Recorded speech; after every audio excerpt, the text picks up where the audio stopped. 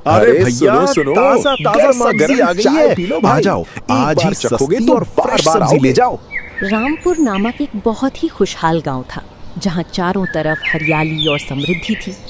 इसी गांव की बीचों बीच एक आलीशान हवेली थी, जिसके मालिक थे सेठ गजानंद। गांव का बच्चा बच्चा जानता था कि सेठ के पास इतना धन है कि 7 पीढ़ियां बैठकर खाएं।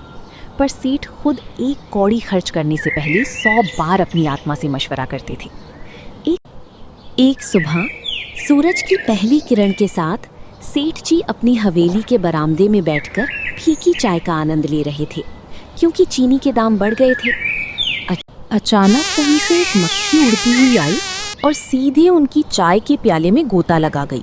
सेठ गजानंद चाय की प्याली को गौर से देखते हुए, अरे ये क्या, ओहो मेरी अनमोल चाय, ये मक्खी इसमें गिर गई, सत्यानाश हो तेरा।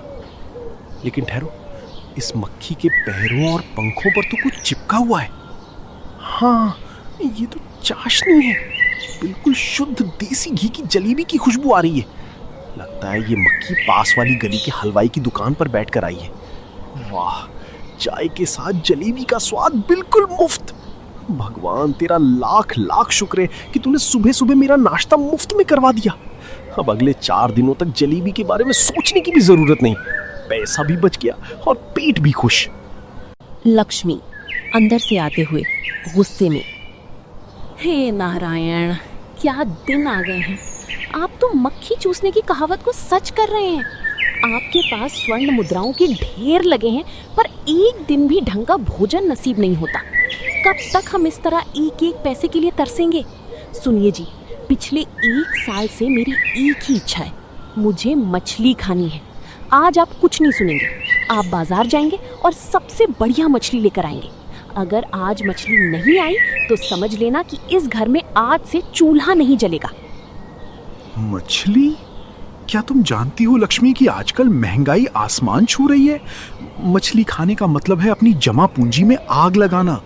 और फिर मछली खाने से प्यास ज्यादा लगती है, प्यास लगेगी तो पानी ज्यादा पियोगी, पानी ज्यादा पियोगी तो मटके का पानी जल्दी खत्म होगा, और फिर कुएं से पानी भरने की मेहनत। नहीं, ये सौदा घाटे का है। लक्ष्मी जिद पर अड़ते हुए, मुझे कोई दलील नहीं सुननी, बस मछली चाहिए तो चाहिए। पत्नी के जिद्दी रवैये के आगे सेठ को झुकना पड़ा। भारी मन से फटे हुए बटुए को संभालते हुए वे मछली बाजार पहुंचे। बाजार में रौनक थी, पर सेठ के चेहरे पर मातम था। सेठ गजानंद मछली विक्रेता से, अरे ओ भाई, जरा ये बताना, ये छोटी वाली मछली क्या भाव दी? सेठ जी, छोटी हो या बड़ी, भाव एक ही है। ये ताजा मछली 100 रुपए की है। सेठ गजानंद उछलते हुए, क्या 100 रुपए? भाई तुम मछली बेच रहे हो या कोहिनूर हीरा? अरे जिस नाव से ये मछली आती है, क्या उस नाव का किराया भी मैं ही दूंगा? तुम मुझे ठग रहे हो। सच बताओ, जहां से तुम इसे लाते हो वहां कितने की मिलती है? सेठ जी, आप यहां समय बर्बाद ना करें, थोक मंडी चले जाइए। वहां शायद आपको 20-30 रुपए कम में मिल जाए, पर वहां जाने का रास्ता लंबा है, आपके जूते घिस जाएंगे।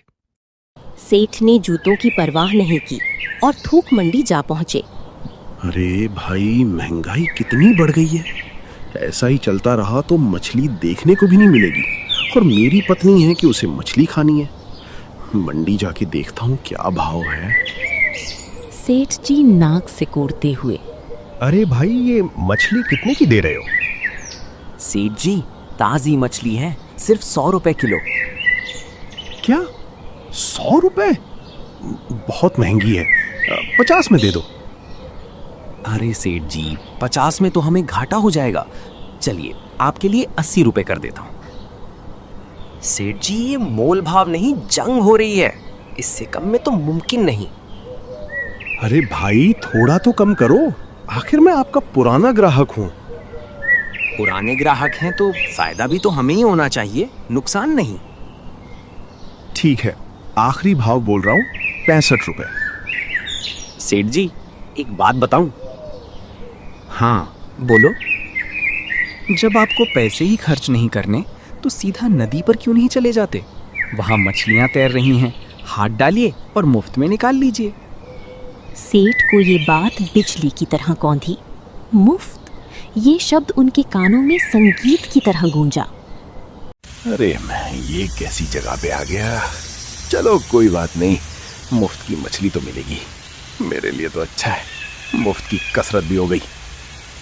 सेठ नदी की तलाश में निकल गए और जंगल के पार वाली नदी के पास पहुंचे। वाह, कितनी बड़ी नदी है और देखो कितनी सारी मछलियां। इन मूर्ख दुकानदारों को क्या पता कि कुदरत ने यहाँ खजाना खोल रखा है। अभी एक बड़ी सी मछली पकड़ता हूँ और लक्ष्मी को दिखाता हूँ कि उसका पति कितना चतुर है। मुफ्त के लालच में सेठ गजानंद भूल गए कि उन्हें तैरना नहीं आता। वे किनारे से थोड़े अंदर गए, फिर थोड़े और अंदर। अचानक उनका पैर फिसला और वे गहरी पानी की भंवर में फंस गए। पानी उनके नाक तक आने लगा। मौत को सामने देख सेठ की सारी चतुराई धरी की धरी रह गई। बचाओ, कोई बचाओ, अरे मैं तो डूब रहा हूँ। भगवान, हे भगवान, मुझे बचा लो। अगर आज मेरी जान बच गई तो मैं कसम खाता हूँ कि मैं पूरे 101 विद्वान ब्राह्मणों को ऐसा शाही भोजन कराऊंगा कि वे उंगलियां चाटते रह जाएंगे। सबको दक्षिणा दूंगा, सबको खुश कर दूंगा। बस मुझे इस यमराज की गोद से बाहर निकाल लो प्रभु। चमत्कार हुआ। पानी का एक तेज झोंका आया और सेठ जी बहकर किनारे की तरफ आ गए, जहाँ पानी कम था। अब वे घुटनों तक पानी में थे। जैसे ही मौत का डर कम हुआ, कंजूसी ने फिर से दस्तक दी। सेठ गजानंद मन में सोचते हुए, अरे बाप रे, 101 ब्राह्मण। गजानंद तू पागल हो गया है क्या? एक ब्राह्मण के भोजन का खर्च कम से कम 50 रुपए, तो 101 का मतलब हुआ 5050 रुपए। इतना धन तो मैंने 10 साल में नहीं जोड़ा। भगवान तो दयालु है, वे समझ जाएंगे कि मैं डर में बोल गया था। चलो 101 नहीं, 51 ब्राह्मण ही सही। जैसे जैसे वे सूखी जमीन की तरफ बढ़ रहे थे, उनका हृदय संकुचित होता गया। 51 भी बहुत ज्यादा है। गांव के लोग कहेंगे कि सेठ के पास काला धन आ गया है। 21 नहीं, 11 सबसे शुभ अंक है। हाँ, 11 ब्राह्मणों को खिला दूंगा। तट पर पहुंचकर मिट्टी झाड़ते हुए, सच तो ये है कि आजकल के ब्राह्मण बहुत खाते हैं। एक ही ब्राह्मण को खिला दूंगा, पर ऐसा ढूंढूंगा जो नाम मात्र का भोजन करता हो। हाँ, यही ठीक रहेगा। हाँ, चलो बाल बाल बच गया आज तो। मछली के चक्कर में मैं ही चला जाता। अभी जाके अपनी पत्नी को समझाता हूँ कि मछली खाने के जिद में कितना अनर्थ हो जाता। इसी बहाने मेरे पैसे भी बच गए और मैंने नहा भी लिया। कम से कम गीजर की बिजली बच गई। लेकिन मुझे ब्राह्मण को भोजन भी कराना है। घर जाके सोचता हूँ। सेठ ने पूरे इलाके में मुनादी करवा दी कि उन्हें एक ऐसे ब्राह्मण की तलाश है जो बहुत कम भोजन करता हो। कई पंडित आए, पर सेठ के सवालों से डरकर भाग गए। अंत में पड़ोस के गांव से पंडित धर्मदत्त आए। वे जानते थे कि सेठ के पास धन बहुत है, पर दिल बहुत छोटा है। सेठ गजानंद पंडित जी का निरीक्षण करते हुए, पंडित जी, देखिए साफ बात है, मुझे एक ब्राह्मण को भोजन कराना है क्योंकि मैंने मन्नत मानी थी। पर मेरी एक शर्त है, आप सच सच बताइए कि आपकी खुराक कितनी है। क्योंकि पिछले सांझ जिसे मैंने भोजन कराया था वो तो 7 थालियां चट कर गया था। मेरा तो दीवाला ही निकल गया था। पंडित धर्मदत्त अत्यंत शांत और धीमी आवाज में, सेठ जी, आप निश्चिंत रहें, मैं कोई आम पंडित नहीं हूँ। मेरा शरीर तो बस एक ढांचा है। मेरी आत्मा ईश्वर के नाम से भरती है। मैं दिन भर में मुश्किल से 2 छोटी छोटी पूड़ियाँ और थोड़ा सा जल ग्रहण करता हूँ। मेरा पेट तो एक चिड़िया के पेट जैसा छोटा है। सेठ गजानंद उछलकर गले लगते हुए, साक्षात देवदूत, आप ही की मुझे तलाश थी। कल सुबह ठीक 9 बजे मेरे घर पधारिए, पर ध्यान रहे 9 बजे से 1 मिनट भी ऊपर ना हो, क्योंकि मुझे दुकान पर जाकर गल्ले की रक्षा करनी होती है। अगले दिन पंडित जी जानबूझकर देरी से आए। वे दोपहर के 12 बजे पहुंचे। सेठ जी तब तक दुकान जा चुके थे और घर की जिम्मेदारी अपनी पत्नी लक्ष्मी को सौंप गए थे। लक्ष्मी पंडित जी को देखकर, आइए महाराज, हम आपका ही इंतजार कर रहे थे। सेठ जी तो दुकान चले गए, पर उन्होंने कहा था कि आपको भोजन कराकर विदा कर दूं। आइए, मैं आपके चरण धो देती हूँ। जैसे ही लक्ष्मी ने पीतल के परात में पंडित जी के पैर रखने चाहे, पंडित धर्मदत्त ने एक जोरदार चीख मारी और फपक फपक कर रोने लगे। उनके आंसू रुकने का नाम नहीं ले रहे थे। लक्ष्मी हाथ जोड़कर डरते हुए, अरे पंडित जी, क्या हुआ? क्या मुझसे कोई बड़ा अपराध हो गया? आप इस तरह बिलख क्यों रहे हैं? नहीं बेटी, तुम्हारा कोई दोष नहीं है। बात यह है कि इस घर की चौखट पर मैं आज से 20 साल पहले भी आया था। तब तुम्हारी सासू माँ जीवित थी। वे साक्षात लक्ष्मी का रूप थीं। जब वे मेरे पैर धोती थीं तो शगुन के तौर पर स्वर्ण थाल में 500 रुपए रखकर मुझे भेंट करती थीं। आज तुम्हारी सूरत और सेवा भाव देखकर मुझे उनकी याद आ गई। हाय, वो ममतामयी माँ अब कहाँ मिलेगी? लक्ष्मी भावुक होकर, पंडित जी, आप दुखी ना हो। मेरी सासू माँ भले ही स्वर्ग सिधार गई हों, पर उनके संस्कार इस घर में आज भी जीवित हैं। अगर वे 500 देती थी तो उनकी बहू भी पीछे नहीं हटेगी। आप रुकिए। लक्ष्मी अंदर गई और सेठ के गुप्त संदूक से 500 रुपए निकाल कर ले आई। पंडित जी ने दक्षिणा जेब में रखी और मुस्कुराते हुए भोजन पर बैठे। उन्होंने तृप्ति से भोजन किया। हालांकि उन्होंने 2 पूरियां कहा था, पर आज उन्होंने रबड़ी और मालपुए का आनंद लिया। भोजन के बाद वे फिर से दहाड़े मारकर रोने लगे। अब क्या हुआ महाराज? अब क्यों रो रहे हैं? क्या भोजन में नमक कम था?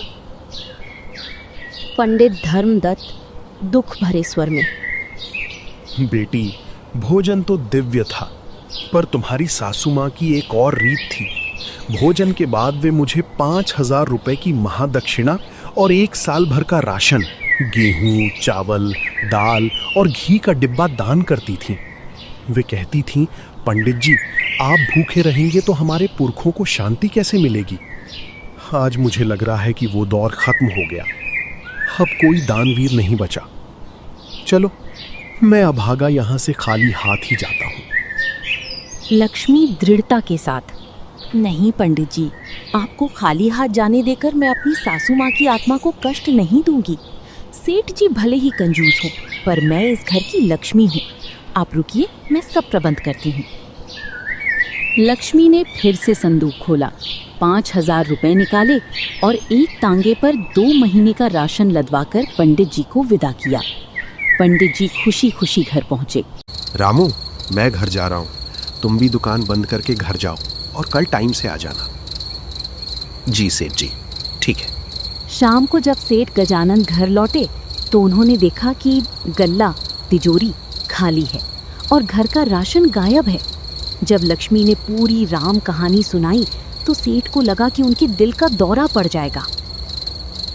सेठ गजानन चीखते हुए, 5500 रुपए और 2 महीने का राशन? उस ढोंगी पंडित ने तुझे लूट लिया। वो 2 पूरियां खाने वाला ब्राह्मण नहीं, वो तो चलता फिरता डाकू है। मैं उसे नहीं छोड़ूंगा। मैं अभी जाकर अपनी पाई पाई वसूल करूंगा। सेठ ने अपनी लाठी उठाई मुझे और गुस्से चूना में लगाएगा, आग अभी बबूला बताता होकर हूं। पंडित के घर बस की मुझे तरफ भागे। मिल जाए आज तो सबक सिखा के रहूंगा। उधर पंडित जी दूर से ही धूल उड़ती देख समझ गए कि सेठ जी आ रहे हैं। उन्होंने तुरंत अपनी पत्नी को बुलाया। सुनती हो, वो कंजूस सेठ आ रहा है। जल्दी से मुझे सफेद चादर से ढक दो और जोर जोर से विलाप करना शुरू करो। जैसा मैंने सिखाया है बिल्कुल वैसा ही करना। कोई गलती मत करना, वरना हम जेल जाएंगे। जी बिल्कुल। सेठ जैसे ही पंडित के आंगन में पहुंचे, उन्होंने देखा कि वहां मातम छाया है। पंडिताइन बाल बिखेरे जोर जोर से रो रही थीं। हाय, लुट गई मैं, बर्बाद हो गई। ओ निर्दयी सेठ, तूने मेरे पति को क्या खिला दिया? वे सवेरे से कह रहे थे कि सेठ गजानन के घर भोजन पर जा रहा हूँ। वहाँ से आते ही उन्हें भयंकर मरोड़ उठी और उन्होंने दम तोड़ दिया। गांव वालों, देखो इस कातिल सेठ को। इसी के भोजन ने मेरे सुहाग को उजाड़ दिया। अब पुलिस आएगी, जेल होगी, फांसी होगी। सेठ गजानंद पैर कांपने लगे, लाठी गिर गई। क्या पंडित जी मर गए? अरे नहीं नहीं, मैंने तो उन्हें बिल्कुल शुद्ध भोजन कराया था। मन में सोचते हुए, बाप रे, अगर गांव वालों को पता चला या पुलिस आई तो मेरा सारा मान सम्मान मिट्टी में मिल जाएगा। जज साहब तो मुझे फांसी पर लटका देंगे। पंडिताइन सेठ का पैर पकड़ते हुए, क्या होगा? इनके अंतिम संस्कार के लिए मेरे पास एक फूटी कौड़ी नहीं है। अगर पुलिस आई तो मैं कह दूंगी कि सेठ ने जहर दिया है। सेठ गजानंद जेब से पैसे निकालते हुए, अरे नहीं, चुप रहो। ये लो 1000 रुपए, इनका क्रियाकर्म जल्दी से कर दो और किसी को बताना मत कि वे मेरे घर आए थे। मैं चलता हूँ। सेठ जी वहां से दुम दबाकर भागे। घर पहुंचकर डर के मारे उन्होंने और राशन और सामान पंडित के घर भिजवा दिया ताकि पंडिताइन का मुंह बंद रहे। 2 महीने शांति से बीत गए। आज तो बाल बाल बच गया। जल्दी से और राशन भिजवा देता हूँ, कहीं पुलिस कंप्लेन ना हो जाए। रामू, जल्दी राशन लोड करवा के पंडित जी के घर भिजवा दो। जी मालिक, अभी भेजता हूँ। सुनिए जी, आप तो पैसे वसूलने गए थे, ये राशन क्यों भिजवा रहे हैं? अरे अनर्थ हो गया। ऐसा क्या खिलाया कि पंडित का स्वर्गवास हो गया? राशन इसलिए भिजवा रहा हूं ताकि मुझ पर पुलिस कंप्लेन ना हो। अरे ये कैसे हुआ? जो हुआ सो हुआ। अब टाइम से राशन भेज देता हूं ताकि पुलिस कंप्लेन ना हो और मैं जेल जाने से बच जाऊं। भैया जी, ये राशन पंडित जी के यहां पहुंचा दो। अरे देखो, डर के मारे सेठ जी ने राशन भिजवाया है। दोनों राशन देख के बहुत खुश हुए। 2 महीने बाद राशन फिर खत्म हो गया। पंडित जी ने इस बार एक नया रूप धरा। उन्होंने अपनी दाढ़ी और बाल बढ़ा लिए और फिर से सेठ के घर पहुंचे जब सेठ दुकान पर थे। अच्छा सुनो, मैं सेठ के यहाँ से ना राशन का इंतजाम करके आता हूँ। वो सब तो ठीक है, लेकिन ये दाढ़ी कैसी?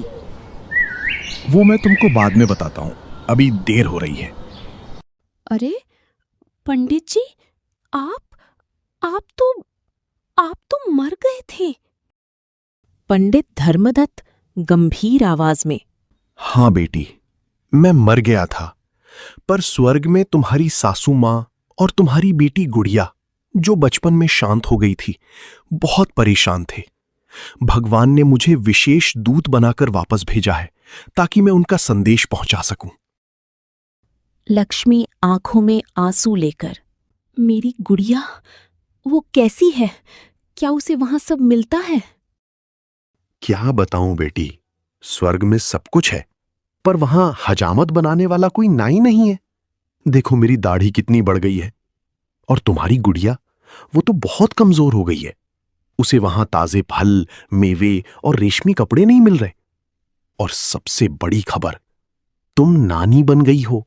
गुड़िया को एक बहुत ही प्यारा बेटा हुआ है। उसने कहा है कि मां से कहना कि मेरे और मेरे बेटे के लिए सोने के गहने और खाने का सामान पंडित जी के साथ भिजवा दे। लक्ष्मी खुशी और दुख के मिश्रण के साथ, लक्ष्मी ने इस बार कोई कसर नहीं छोड़ी। सोने की चेन, नए कपड़े, ढेरों फल और तांगे भर भर कर सामान पंडित जी के घर पहुंचा दिया। शाम को जब सेठ आए और लक्ष्मी ने खुशी खुशी नानी बनने की खबर सुनाई तो सेठ का माथा ठनका। बेवकूफ औरत, गुड़िया मर चुकी है। मरे हुए लोगों के बच्चे नहीं होते और स्वर्ग से कोई राशन लेने नहीं आता।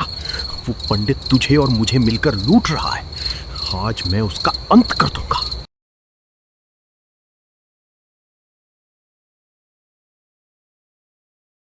सेठ जी सीधे पंडित के घर पहुंचे।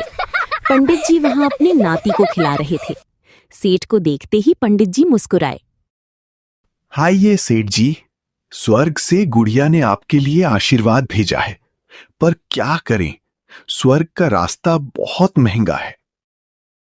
सेठ गजानंद गुस्से में लाठी पटकते हुए, बस बहुत हुआ। पंडित जी, मैं जानता हूं कि आप मुझे ठग रहे हैं, पर मैं ये भी जानता हूं कि आप ये सब मेरी कंजूसी की सजा देने के लिए कर रहे हैं। मेरी पत्नी मूर्ख है, पर मैं समझ गया हूं। पंडित धर्मदत्त शांत स्वर में, सेठ जी, धन तो हाथ की मैल है। आप अपनी जान बचाने के लिए भगवान से 101 ब्राह्मणों का वादा करके आए थे और जमीन पर पैर रखते ही एक पर आ गए। क्या भगवान को धोखा देना आसान है? जब आप जीवित लोगों का हक मारते हैं तो कोई ना कोई पंडित धर्मदत्त बनकर उसे वसूल ही लेगा। सेठ गजानंद ग्लानि से भरकर हाथ जोड़ते हुए, महाराज, मेरी आंखें खुल गई हैं। कंजूसी ने मुझे अंधा कर दिया था। मैं अपनी जान बचाने की कीमत चुका रहा था, पर मैंने धर्म को व्यापार समझ लिया। मुझे क्षमा कर दें। अब से मैं अपनी तिजोरी का द्वार गरीबों के लिए खोल दूंगा। बहुत बढ़िया सेठ जी। असली सुख संचय में नहीं, दान में है। अब जाइए और मंदिर के बाहर बैठे उन गरीबों को भरपेट भोजन कराइए जिन्हें आप रोज दुत्कारते थे। सेठ जी, मैंने कहा था ना, सच्चे मन से किया गया दान ही असली सुख देता है। हाँ, पहले मैं गलत था, बस पैसे जोड़ने में लगा रहता था, लोगों की जरूरत ही नहीं समझी। गलती मान लेना ही सबसे बड़ी समझदारी है। आज देखिए, पूरे गांव के लोग आपको दुआ दे रहे हैं। सच कहूं, ये दुआएं किसी भी दौलत से ज्यादा कीमती लग रही हैं। यही असली कमाई है सेठ जी। अब से हर साल भंडारा कराऊंगा, लेकिन दिखावे के लिए नहीं, दिल से। बस यही सोच आपको बड़ा इंसान बनाती है। और हां, अब मुझे कंजूस सेठ मत कहना। अब तो आपको दयालु सेठ कहना पड़ेगा। अरे भाई, आज तो मजा आ गया। इतना बढ़िया भंडारा पहले कभी नहीं देखा। सही कहा। और सोचो, ये वही सेठ है जो 1 पैसे के लिए भी 100 बार सोचता था। बेटा, इंसान बदल सकता है, बस दिल से चाह होना चाहिए। हाँ, आज तो उसने दिल जीत लिया। खाना भी बहुत स्वादिष्ट है। और देखो ना, खुद खड़े होकर सबको दीख भी रहा है। पहले तो सामने भी नहीं आता था। सच में, आज तो सेठ ने कमाल कर दिया। लगता है अब गांव में उसका नाम इज्जत से लिया जाएगा। भगवान उसे और तरक्की दे और उसका ये नेक काम हमेशा चलता रहे।